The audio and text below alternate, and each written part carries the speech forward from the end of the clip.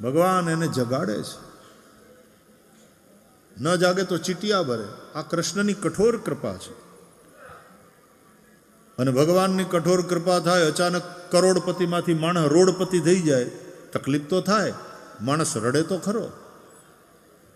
સ્વજન છોડીને વયું જાય, ક્યાંક પ્રેમમાં પડ્યો હોય ને બ્રેકઅપ થઈ જાય એટલે રોવે તો ખરો, તકલીફ તો થાય. પણ અંતે માણસ જાગી જાય ને એને એમ થાય સાચો હગો કેવળ ભગવાન. સગા રે સગા તમે શું કરો, સગા બધા વળાવીને વળશે, પણ સાચા રે સગા વનના લાકડા ઈ ભેળા આવીને બળશે. બીજ વાવી અને ફળતણી, આશથી પ્રેમથી વૃક્ષને પાય પાણી. મધુર ફળ તેહના ખૂબ ખાધા અને છાંયડીમાં ઘણી મોજ માણી.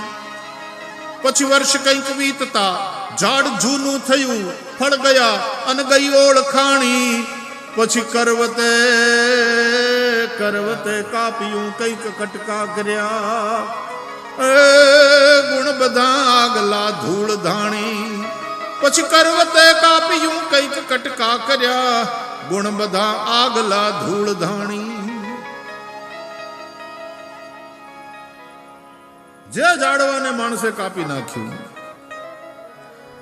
એ ઝાડવાએ પોતાના કપાયેલા અંગડા ચૂલામાં નાખી નાખી રસોઈ રાંધી રાંધી અને એ જ માણસનું પેટ ભર્યું, એને ખવડાવ્યું, એને જમાડ્યો.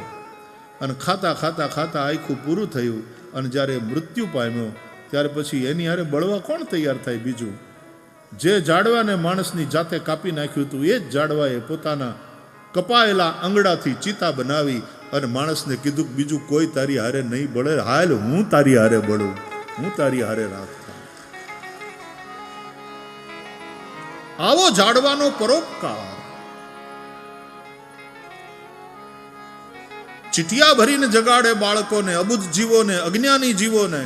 કષ્ટ તો થાય, રડતો હોય ત્યારે, પણ ત્યારે ભગવાન હસીને જતા રહે, બેટા તને કષ્ટ તો થયું પણ તું જાગી તો ગયો, નહીં તો મોહની નિદ્રામાં આમ ને આમ સૂતો રહે.